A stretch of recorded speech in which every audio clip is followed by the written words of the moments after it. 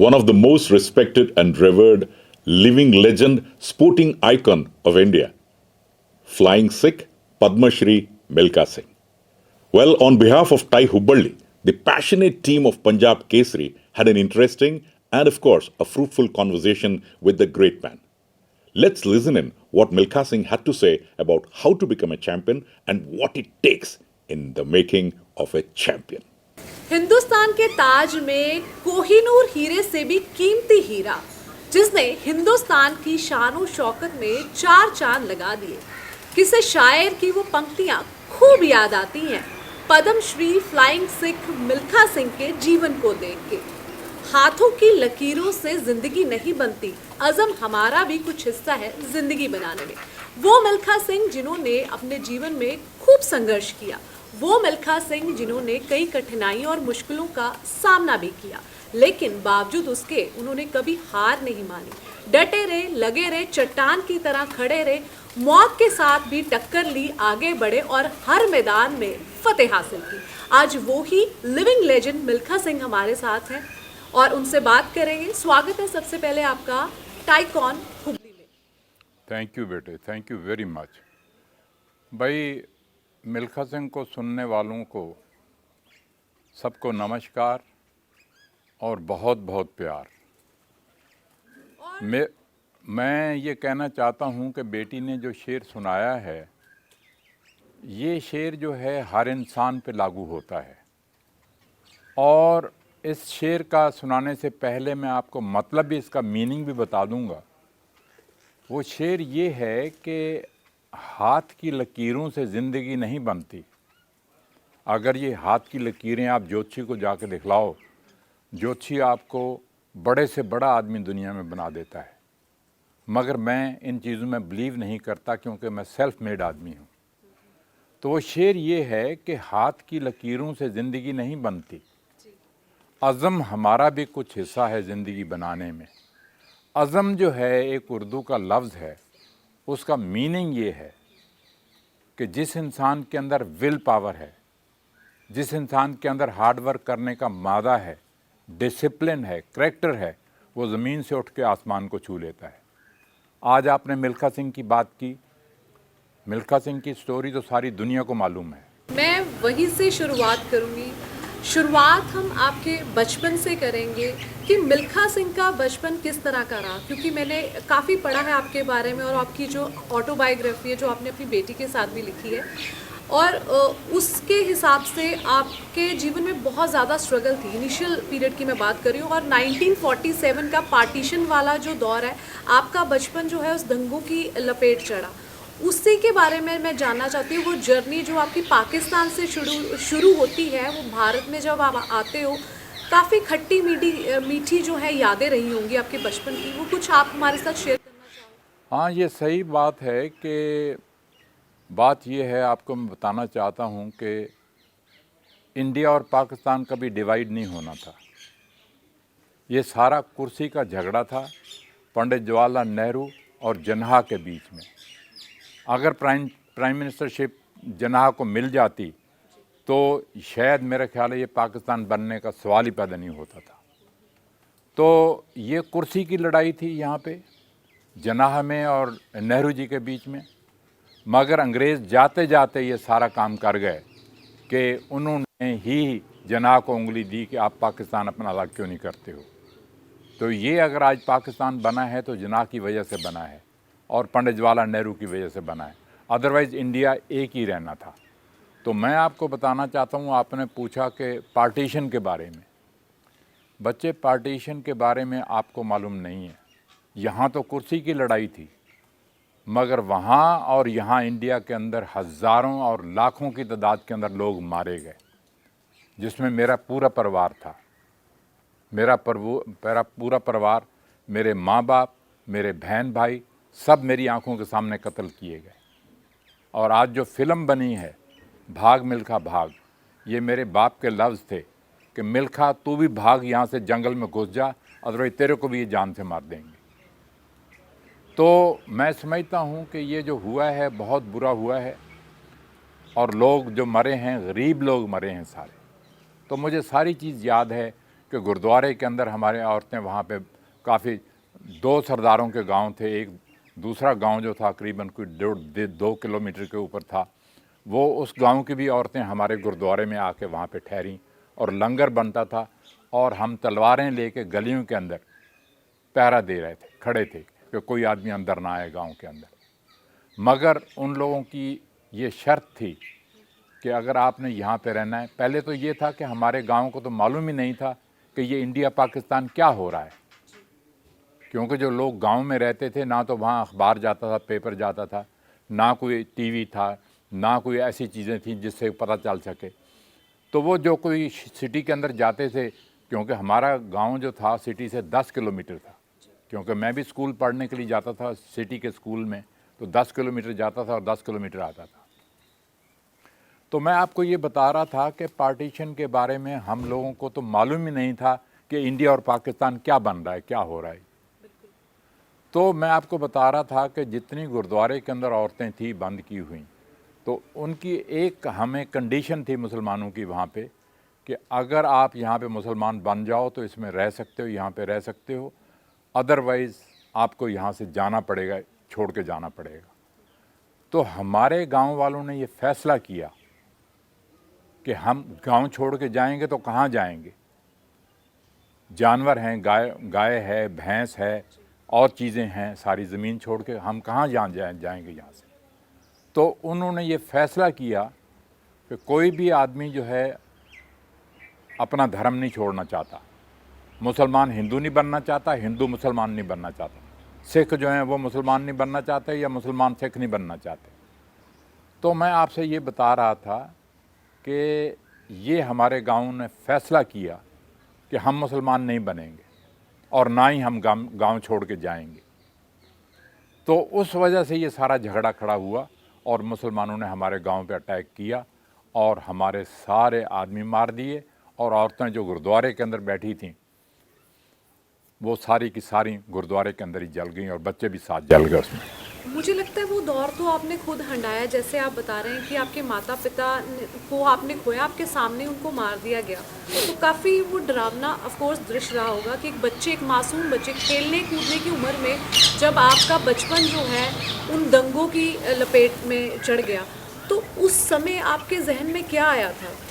मेरे जहन में बच्चे, मैं तो यही, जब मैं दिल्ली पहुंचा, आपको मालूम नहीं है, गाड़ी के अंदर छुप के और लेडीज़ कंपार्टमेंट के अंदर नीचे सो के, और जब दिल्ली पहुंचा तो दिल्ली भी बुरा हाल था।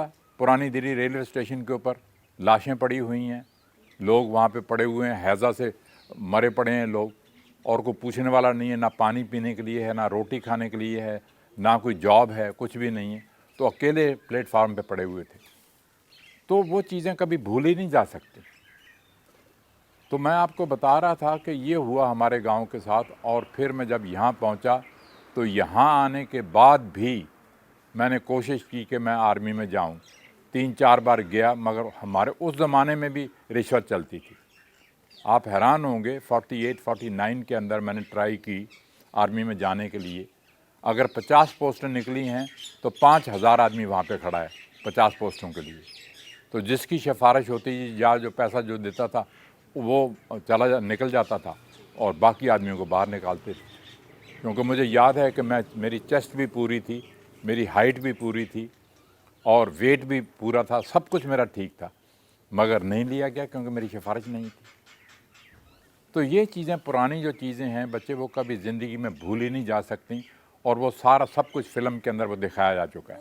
मुझे लगता है जो 10 किलोमीटर रोज का जो फासला तय करते थे स्कूल से लेके घर से स्कूल जो आप भाग के जाते थे, वो काफ़ी हेल्पफुल रहा आर्मी में एंट्री के लिए। नो डाउट, जैसे आप बता रहे हो कि 2-3 बार आपकी सिलेक्शन नहीं हुई, उसके बाद फिर आप आर्मी में आपको मौका मिला और आपने आर्मी में सर्व भी किया। हाँ, ये बिल्कुल आप ठीक कह रही हैं कि मैं नंगे पाँव रोज़ जाता था 10 किलोमीटर पढ़ने के लिए, चाहे सर्दी है चाहे गर्मी है, मई जून के महीने के अंदर, और 10 किलोमीटर जाना और 10 किलोमीटर आना, और रास्ते में रेत के टिब्बे हुआ करते थे, और जहाँ भी ग्रास का पैच मिलता था वहाँ पे भाग के हमने जाना और वहाँ पे खड़े होकर अपने पाँव ठंडे करने। एक लड़का और मेरे साथ जाया करता था, साहब सिंह, मुझे याद है, वो तो मारा गया पाकिस्तान के अंदर।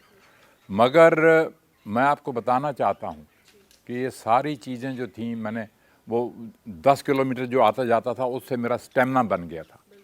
तो जब मैंने आर्मी ज्वाइन की 51 के अंदर, आर्मी में गया तो अभी मुझे 15-20 दिन ही हुए थे गए हुए।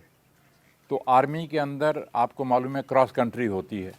अब मिल्खा सिंह को तो मालूम ही नहीं भी क्रॉस कंट्री चीज़ क्या है।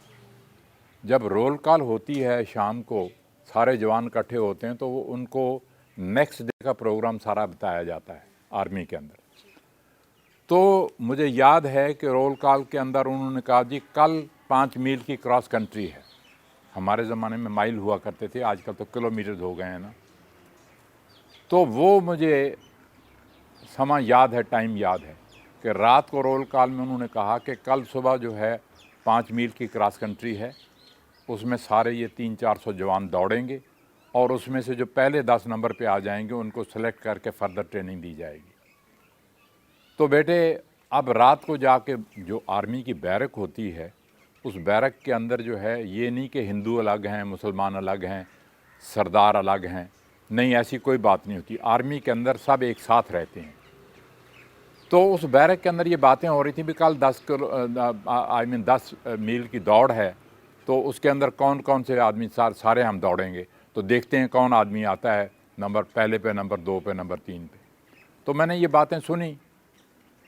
तो अब सुबह जब क्रॉस कंट्री थी तो गए वहाँ पे, विसल लगाई उन्होंने, तो हमने दौड़ना शुरू कर दिया। तो वो 5 मील की क्रॉस कंट्री के अंदर 2.5 मील के ऊपर जाके एक चिट मिलती है आपको, पर्ची मिलती है, वहाँ से आप वापस आते हैं। तो जब मैंने दौड़ना शुरू किया तो पेट चढ़ गया, बैठ गया रास्ते में। तो इसी तरह से जवान कुछ आगे जा रहे हैं, फिर जब पेट को मैंने दबाया, फिर दौड़ना शुरू कर दिया, फिर दौड़ना शुरू कर दिया। तो मेरा वो जो 10 किलोमीटर में जाता था गांव के अंदर रोज़, वो स्टेमिना मेरा थोड़ा सा बना हुआ था। तो मैं करते कराते ख़त्म कर गया, 6ठे नंबर पे आया। मगर मुझे मालूम नहीं था उस टाइम, जब रेस ख़त्म हुई तो मुझे नहीं मालूम था कि मैं 6ठे नंबर पे आया हूँ। तो जब रात को रोल कॉल दोबारा हुई, जब जवान सारे इकट्ठे हुए, तो वहाँ पे उन्होंने नंबर 1 का नाम लिया, नंबर 2 का नाम लिया, नंबर 3 का नाम लिया। करते करते 6ठे नंबर पे उन्होंने मिल्खा सिंह का भी नाम ले लिया। तो जब 6ठे नंबर पे मिल्खा सिंह का नाम लिया तो मुझे तो खुशी होनी थी। मैं जंप मारा मैंने रोल कॉल के अंदर। और फिर जब मैं बैरक में वापस गया, अब जिस आदमी को कोई नहीं जानता, एकदम बैरक के अंदर जाके आपको जवान कंधे पे उठा लें, मिल्खा सिंह जी आपने कमाल कर दिया, कमाल कर दिया, कमाल कर दिया। तो वो मुझे दिन याद है। तो वो चीज़ मुझे इतनी इंस्पायर कर गई कि मैंने कहा जिसको कोई भी नहीं जानता, मुझे वो कंधे पे उठा रहे हैं। हमारे ज़माने में अगर आपके लिए कोई ताली भी बजा दे तो एक बहुत बड़ी बात होती थी।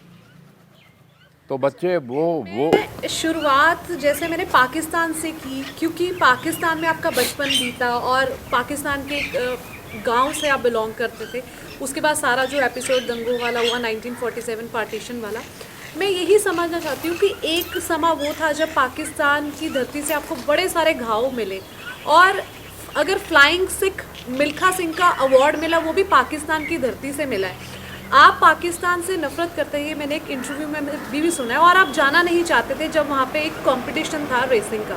फिर आपको पंडित जवाहरलाल नेहरू जी की उन्होंने रिक्वेस्ट की, उन्होंने आपको भेजा और फिर आप वहाँ जाते हैं। उसके बाद पाकिस्तान ही आपको फ्लाइंग सिख का अवार्ड देता है, क्योंकि पाकिस्तान के मशहूर रेसर अब्दुल को आप पिछाड़ते हैं। उसके बाद पाकिस्तान ही आपको इतना मान सम्मान और प्यार देता है। वो एक दौर वो था जब आपको पाकिस्तान ने घाव दिए, दूसरा दौर ये भी था, वही पाकिस्तान जिस धरती से आप नफरत करते थे, वो इतना मान सम्मान और प्यार पाकिस्तान से मिला। सो इस दोनों पलों को आपने किस तरह लिया, कैसे? हाँ, वैसे आपकी बात ठीक है बेटे कि भाई एक अब्दुल खालिक रनर था उनका पाकिस्तान का, जो कि मिल्खा सिंह से पहले एशिया के अंदर वो फास्टेस्ट आदमी माना जाता था, अब्दुल खालिक जो था।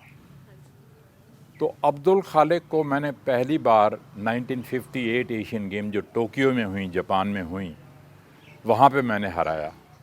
वो भी मैं समझता हूँ कि लकली मैं जीत गया, फ़ोटो फिनिश के ऊपर उससे जीता मैं।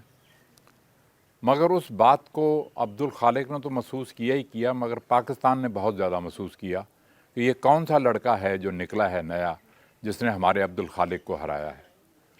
तो बेटे वो हुआ ये कि मैं जब इंडिया को वापस आया तो फिर 2 साल के बाद मुझे इनविटेशन आया पाकिस्तान से अब्दुल खालिक के साथ दौड़ने के लिए 1960 के अंदर।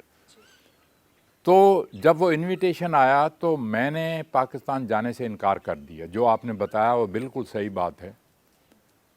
वो इसलिए इनकार किया कि वो जो पार्टीशन में हमारे साथ हुआ था, मेरी माँ बाप को, मेरे बहन भाई को मेरी आंखों के सामने कत्ल किया गया, तो वो चीज़ें मुझे भूल नहीं रही थी।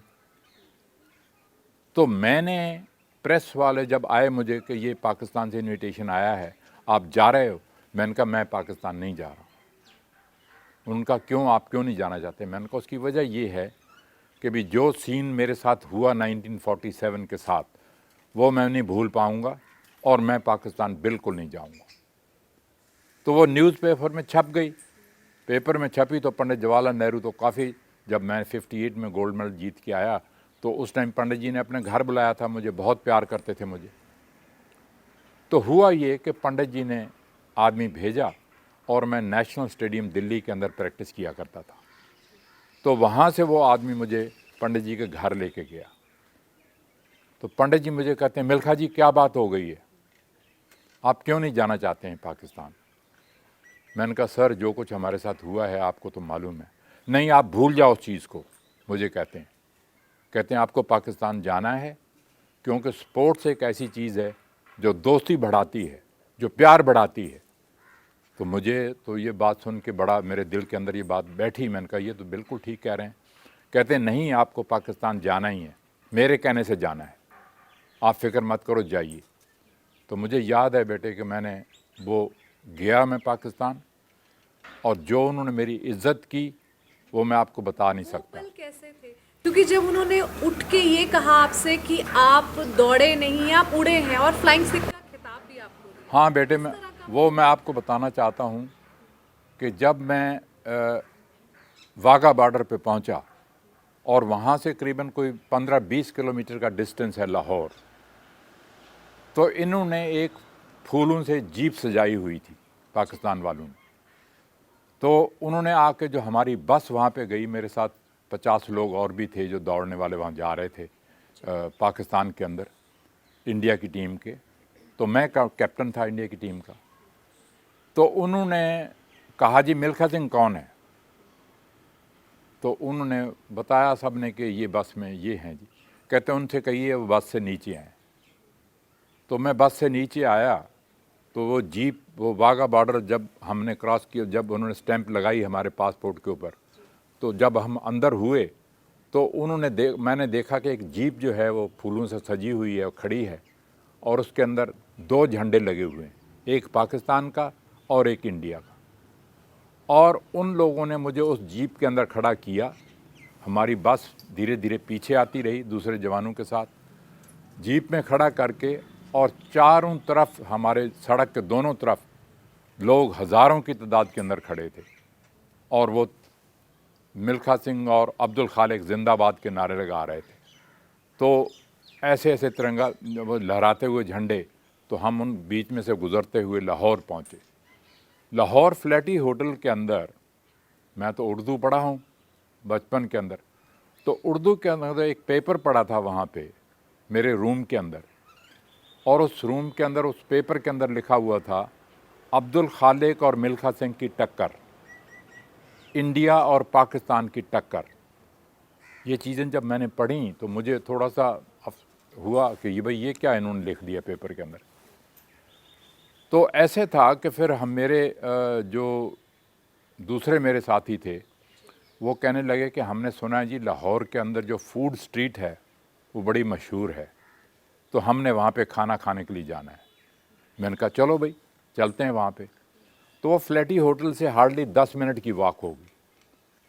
तो हम जब 10 मिनट सारे के सारे 50 लोग वॉक करके जा रहे थे, तो रास्ते के अंदर हमने देखा कि सड़कों के ऊपर बैनर्स लगे हुए थे, और बैनर्स के ऊपर भी वही लफ्ज़ लिखे हुए, इंडिया और पाकिस्तान की टक्कर, अब्दुल खालिक और मिल्खा सिंह की टक्कर। तो वो पढ़ते हुए हम चले गए। जब गए फूड स्ट्रीट में तो एक तो मुझे बात बहुत अच्छी लगी कि सब लोग हमें वेलकम कर रहे थे, आइए आइए सरदार जी, क्या खाएंगे, दाल खाएंगे, मीट खाएंगे, मुर्गा खाएंगे, मच्छी खाएंगे, घी में, देसी घी में खाएंगे, मक्खन में बनाए हम किस में। तो वो उन्होंने हमारी बहुत ही ज़्यादा इज़्ज़त और मान किया।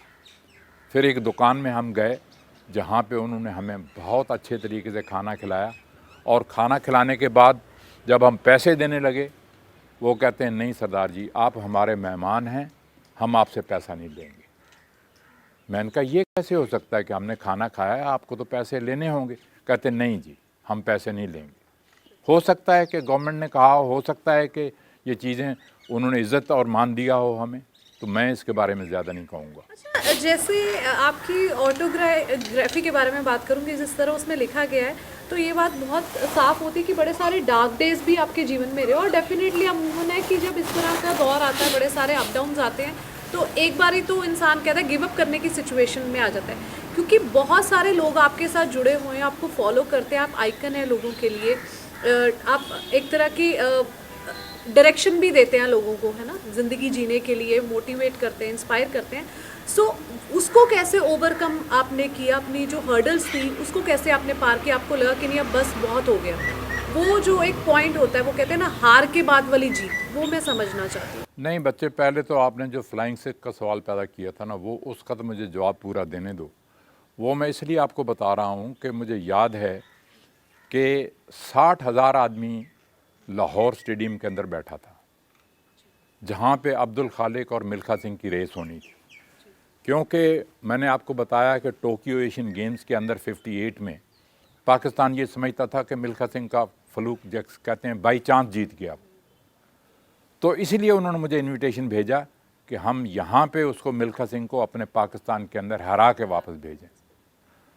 तो बेटे, तो रेस होने से पहले तो हम जब स्टार्टिंग पॉइंट पे खड़े हुए, तो मुझे अभी तक याद है कि 3 मौलवी जो थे ऊपर से उतर के आए, पौड़ियों से स्टेडियम के अंदर से आए, वहाँ से उतर के, और अब्दुल खालिक को कहते हैं खुदा हाफिज़, कि खुदा आपको दुश्मनों से फतेह दे।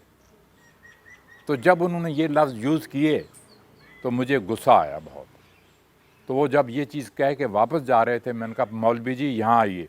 मैंने उनको वापस बुला लिया। वापस बुला के उनसे मैंने ये कहा कि मौलवी जी हम भी खुदा के बंदे हैं। नहीं नहीं, खुदा आपको भी ताकत दे।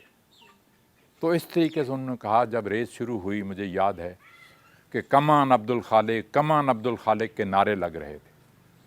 तो जब हम जनरल अयूब जहाँ पे बैठे थे और 50 गज़ रेस और रह गई थी, 150 गज़ हम दौड़ चुके थे और मैं अब्दुल खालिक को बीट कर रहा था, तो वो भी खड़े हो गए, जनाब भी कहने लगे कमान अब्दुल खालिक, कमान अब्दुल खालिक।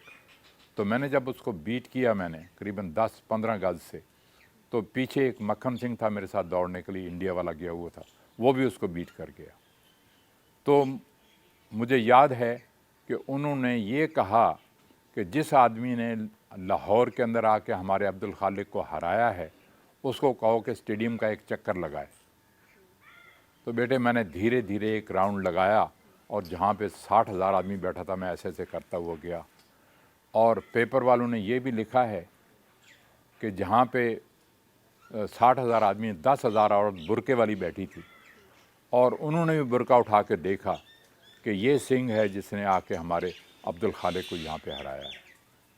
तो वो चीज़ मुझे भूली नहीं जा सकती।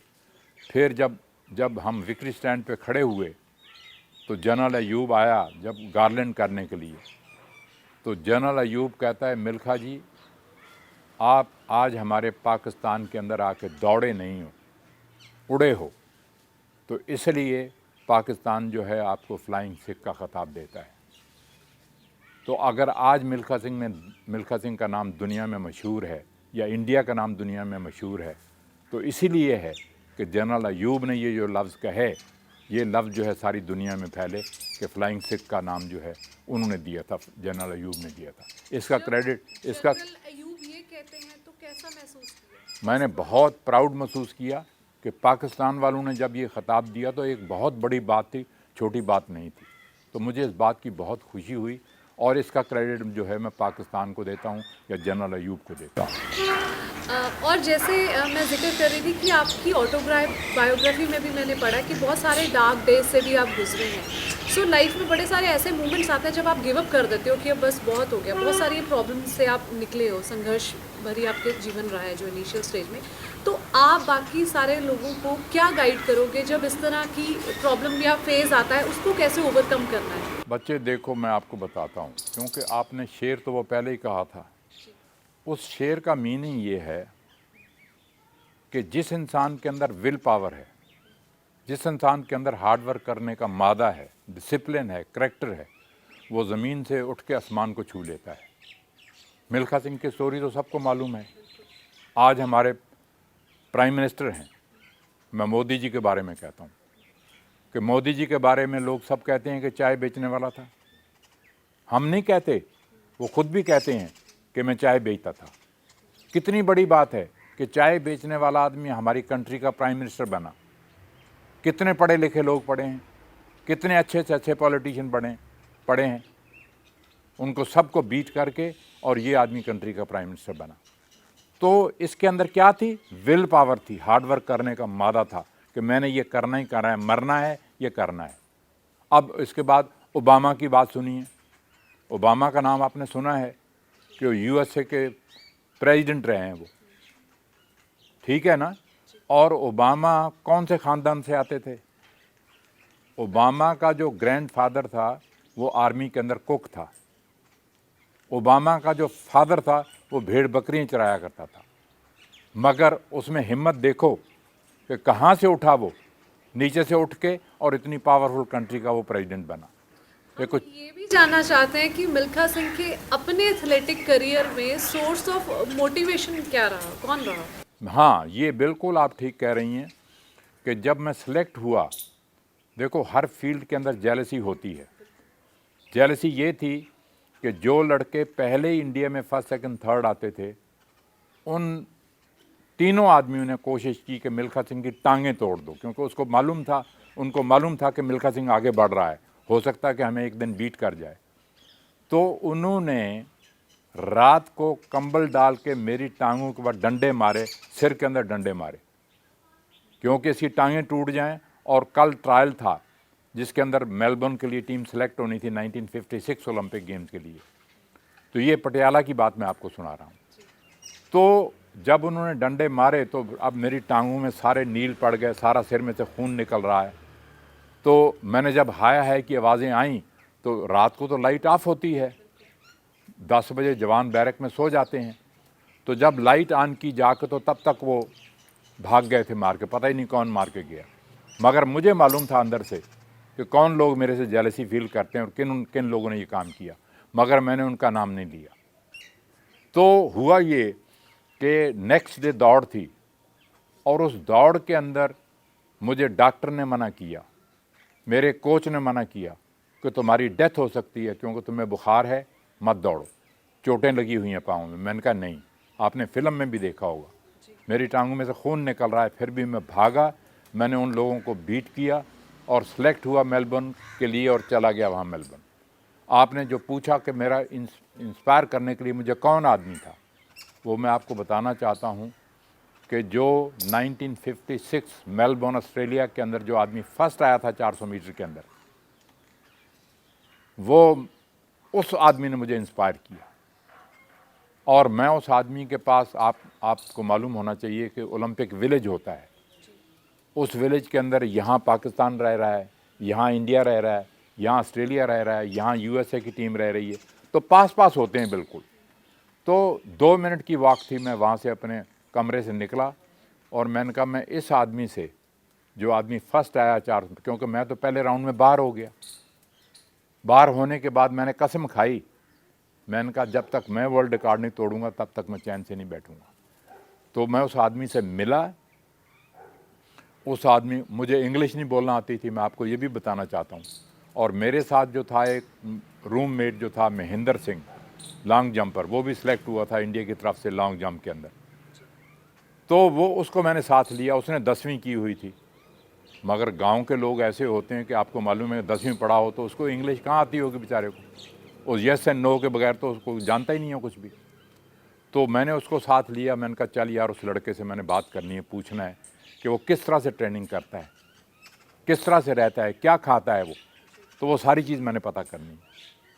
तो हम वो अमेरिकन टीम के गए वहाँ पे और जाके मैंने उस आदमी से बात की।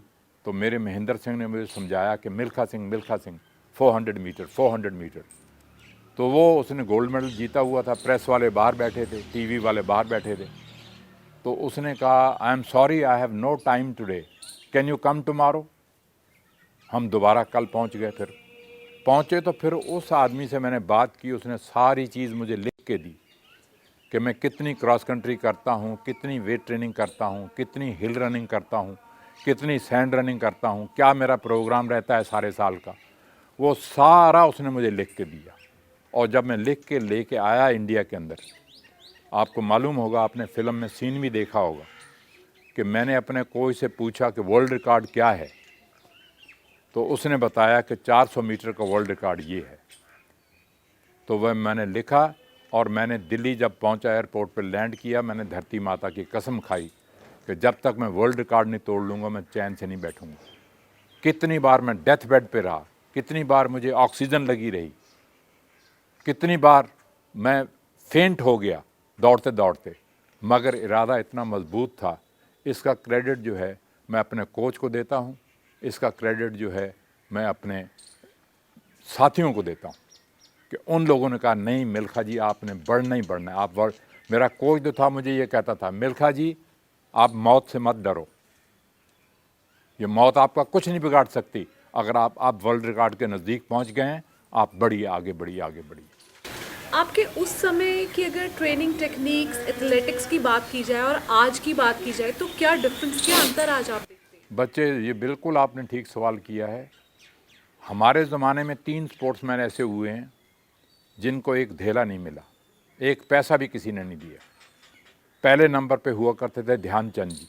मेजर ध्यानचंद का नाम आपने सुना है?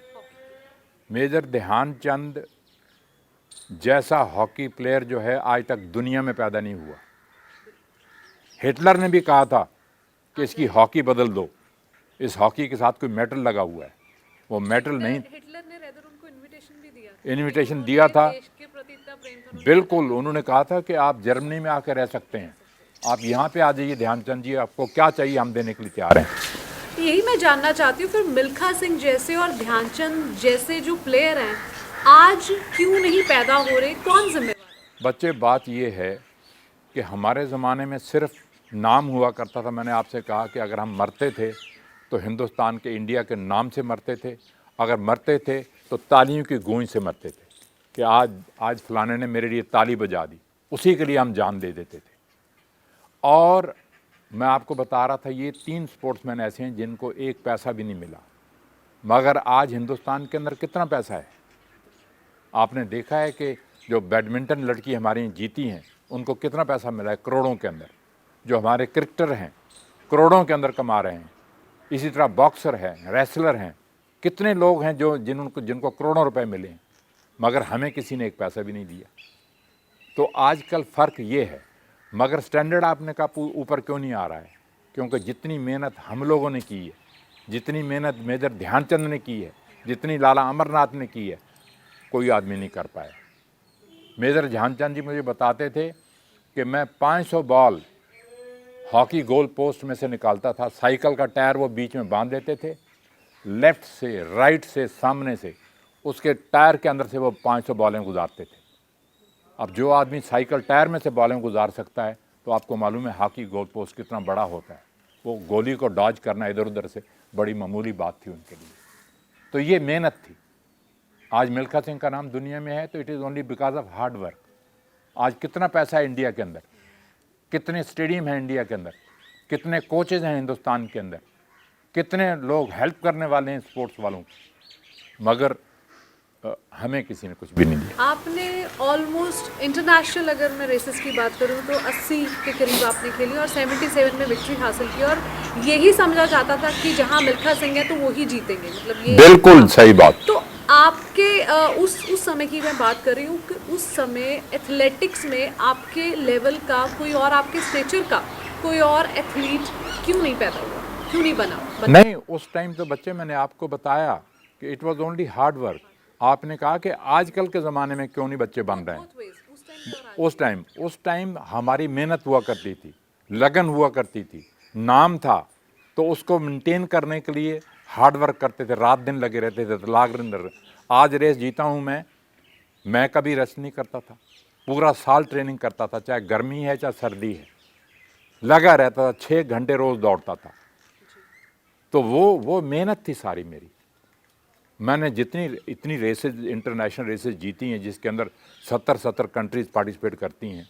और उस रेस के बारे में भी जानना चाहते हैं। रोम ओलंपिक की बात करूंगी मैं, जिसमें आप जीते जीते आपने वो मेडल खो दिया, और आपने तो खोया, साथ में भारत ने एक मेडल खोया और आपको बड़ा मलाल रहा, जिसका पछतावा मैंने सुना है आज भी आपको है।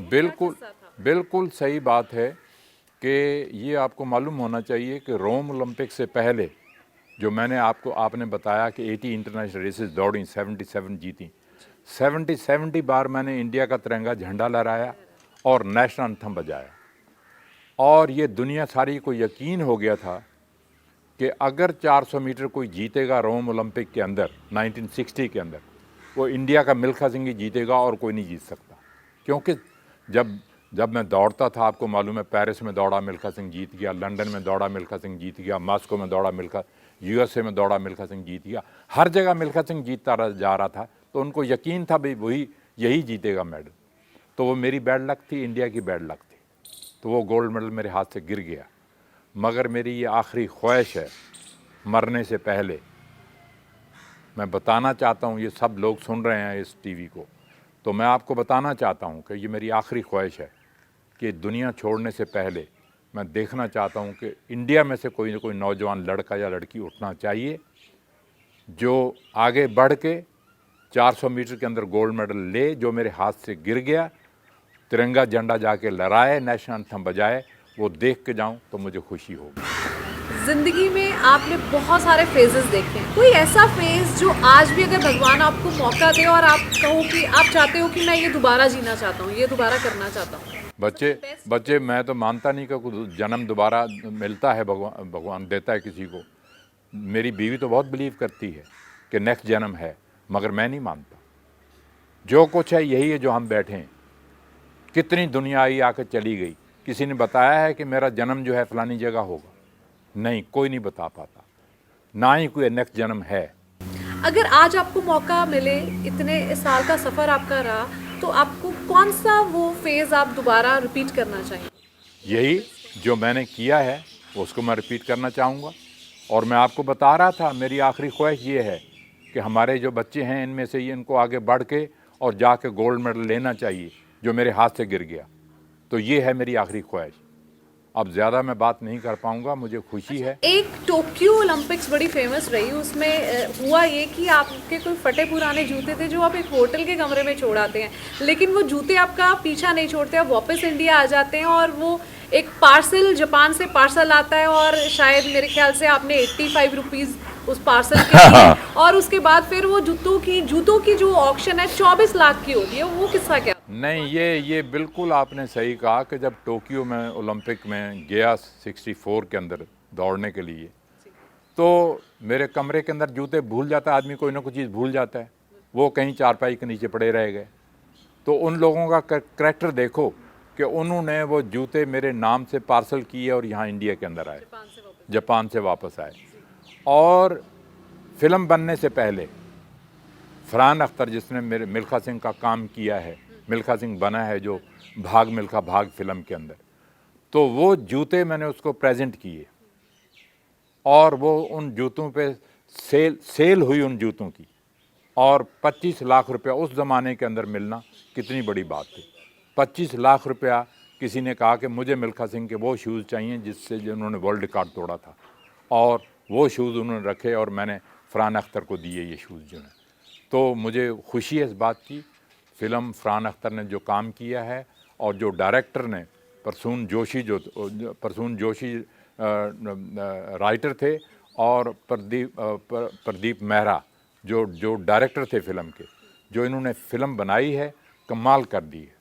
सारी दुनिया के अंदर लोग कहते हैं कि वाकई उन्होंने मुझे लगता है वो आपकी जो फिल्म थी आपकी ऑटोबायोग्राफी से काफ़ी इंस्पायर थे। बड़े सारे डायरेक्टर्स ने आपको अप्रोच किया था, the race of my life, जो आपने अपनी बेटी सोनिया के साथ लिखी है। हाँ। मैं यही समझना चाहती हूँ, बाद में वो फिल्म बनी, आपके जहन में क्या आया, क्योंकि आप एक स्पोर्ट्स पर्सन थे, कि आपने अपनी बेटी के साथ अपनी आत्मकथा लिखने का सोचा, या उसको लिखा, या उसको शब्दों में आप सारी चीज़ें लेके, क्योंकि अगर उसको अच्छे से पढ़ा जाए तो वो जो लास्ट लाइंस हैं वो आपकी पूरी जर्नी का एक सार है। बड़ा ही वो काफ़ी दर्द भरी बातें भी हैं उसमें, शायद वो पूरी मूवी में उस तरह डिस्क्राइब शायद नहीं हो पाई जो आपने अपनी बच्चे बात ये है कि अगर वो मिल्खा सिंह की लाइफ पे पूरी फिल्म बनाना चाहते तो कम से कम भी 15-20 घंटे की फिल्म बनती, कम से कम। मगर वो मेन चीज़ लेके उन्होंने वो फिल्म तैयार की, और इसका क्रेडिट मैं अपने बेटे को देता हूँ, क्योंकि मेरा बेटा आपको मालूम है कि इंटरनेशनल फेम का गोल्फर है।